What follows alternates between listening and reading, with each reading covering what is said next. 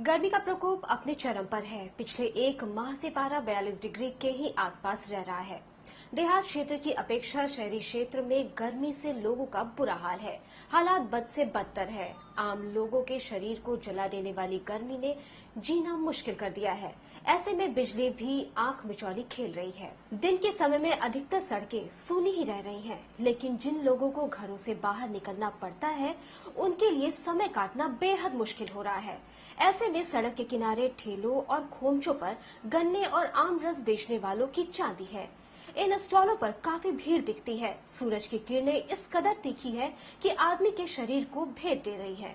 सड़कों पर ठेले खोमचों वाले दुकानों पर भीड़ देखने को मिल रही है। लोग अपने गले को तर करने के लिए यहाँ लाइन तक लगा रहे हैं। फिलहाल यह दृश्य आम का पन्ना पीने वालों के ठेलों के अलावा गन्ना का रस और खीरा बेचने वाले ठेलों पर का भी है। लेकिन नगरवासी गर्मी से बचने के लिए खुले पेय पदार्थों का जिस तरह बेधड़ल्ले से उपभोग कर रहे हैं, उन्हें शायद यह पता नहीं है कि खुले खाद्य पदार्थ या पेय इस भीषण गर्मी में उनकी सेहत पर किस कदर भारी पड़ेगी।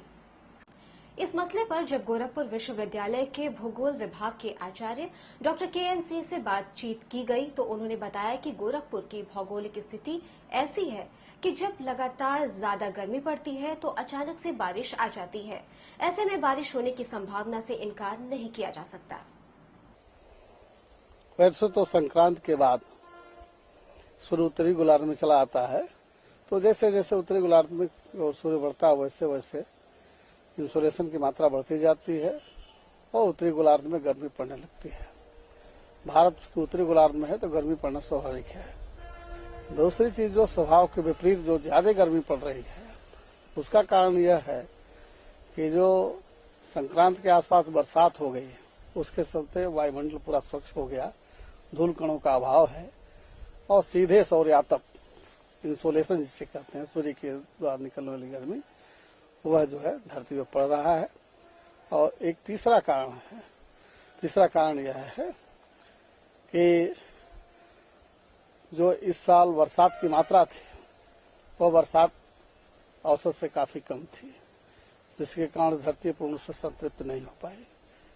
पहले से ही गर्मी है और जो गर्मी पड़ रही है तो उस गर्मी की मात्रा और बढ़ती जा रही है। ग्लोबल वार्मिंग का कितना असर?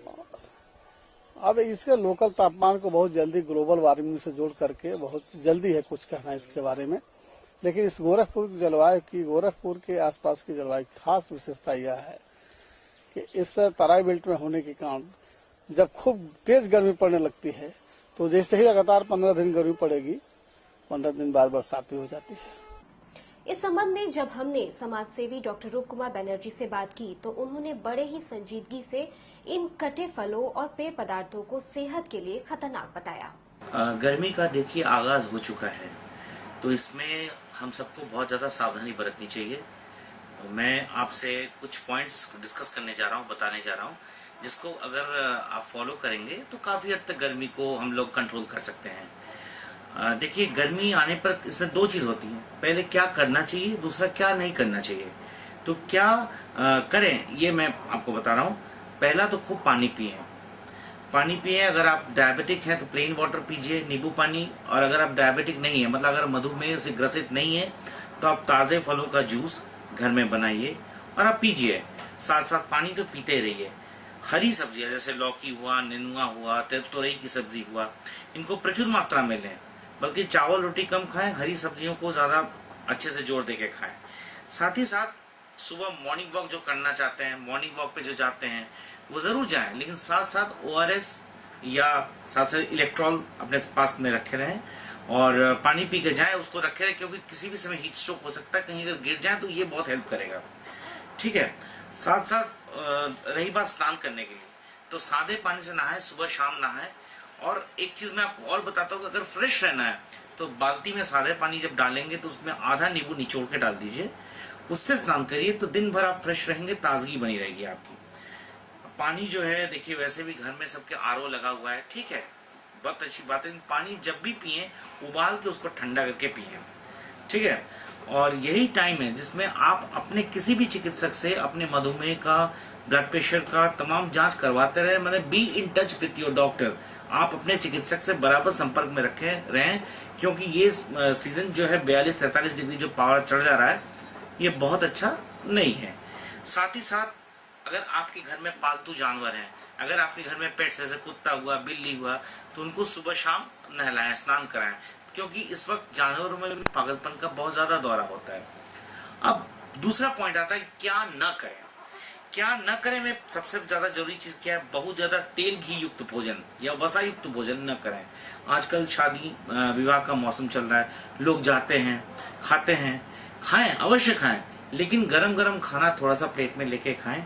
सलाद खाने के लिए तो मैं कतई आपको राय नहीं दूंगा, क्योंकि सलाद जो होता है सुबह से कटा हुआ रहता है। कटा हुआ कहीं पर भी बाजार में कुछ भी मिले, जूस मिले, जैसे आपके सामने निकाल के दे रहे हैं, या कटे हुए फल हुआ, या न्योता में जा रहे हैं तो कटे हुए सलाद से रखे हुए हैं, आप बिल्कुल मत लीजिए, क्योंकि ये बहुत ज्यादा प्रॉब्लम करेंगे। पेट की बीमारियां होंगी, हैजा हो जाएगा, गैस्ट्रोएंटेराइटिस होगा, फिर आपको लेने की देनी पड़ जाएगी। ठीक है। साथ साथ कोल्ड ड्रिंक्स बाजार में जैसे पेप्सी हुआ, लिम्का हुआ, थम्स अप हुआ, कोका कोला हुआ, ये एरिएटेड ड्रिंक्स बिल्कुल न पिए। अगर आपको पीना है, मैंने आपको बताया, फ्रूट जूस लीजिए, या आप शरबत लीजिए, घर में बना के लीजिए, दूध में आप ठंडाई डाल के लीजिए, या रूह अफ़ज़ा, इस तरीके से कोई चीज लीजिए घर में जिससे आपको अंदर से ठंडक भी मिले, साथ साथ आपका कोई बीमारी ना होने पाए। अच्छा, दूसरी बात यह है कि जैसे तमाम तरीके, जैसे देखिए चिकन पॉक्स हो जा रहा है, मिजल्स हो जा रहा है, इसके बचाव के लिए क्या है, हमने आपको बता दिया, पानी उबाल के पिए। जो जैसे फिटनेस फ्रीक है, मतलब जो कसरत करते हैं, तो वो कसरत जरूर करें, लेकिन कसरत करने के तुरंत बाद ना नहाएं। इससे स्किन में रैशेस होता है, स्किन में एलर्जी होती है, खुजली खारिश की बहुत ज्यादा इस समय प्रॉब्लम होती है, तो इससे थोड़ा बचाव बहुत आवश्यक है।